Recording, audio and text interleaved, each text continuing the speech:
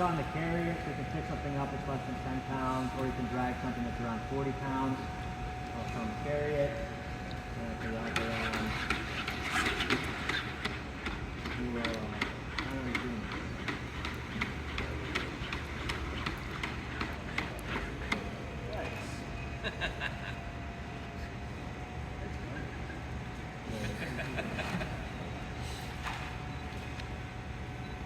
You can walk around, you can open up doors, you can autonomously play missions with them, so you can walk around.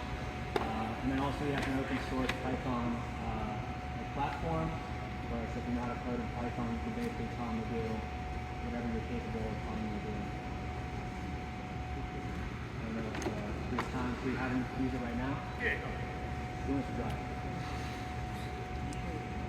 So it's like playing a video game, you have 360-degree obstacle avoidance, so the left stick will move forward, right? Super easy. Used by the NYPD, right? Yeah, these have been used by the NYPD.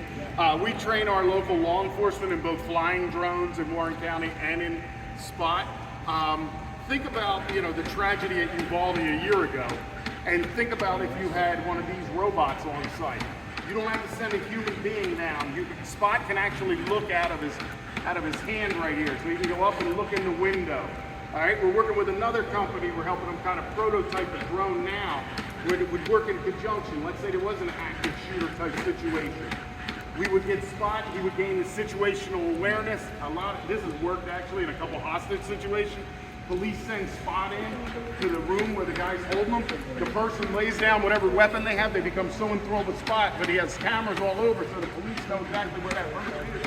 And were able to swarm and undo that situation.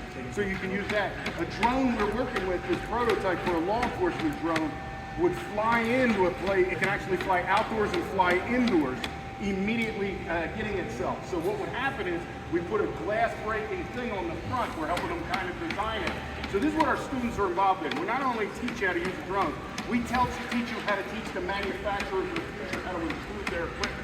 This is why our students make so much money, because you get a design element too. But anyway, this would have a glass breaker. So let's say there was an active shooter. It would bust right through the glass into the room, and you could attack the person with the drone.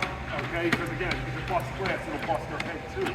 Another thing this drone can do, which has been programmed, is if we get SPOT to open the door, the drone can flip sideways, pull the door the rest of the way open, and we can swarm a bunch of drones in there and so on. So you're looking at this. A project we've been working on with Embry-Riddle, which is another interesting one, and then we'll let you guys go out to the next thing and come back and play with SPOT on break.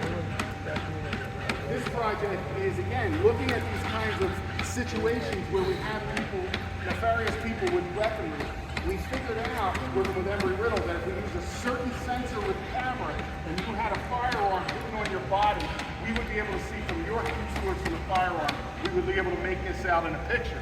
So we've given that knowledge to another friend of mine who crazily trades drones about this big out in California, and it has a billboard on it, right? So it's flying above you at a concert, but what you don't know is the camera's watching you, and it's counting everybody in there. So demographic people who need information would know how many women, how many men, how many people of each race, how many people of age categories.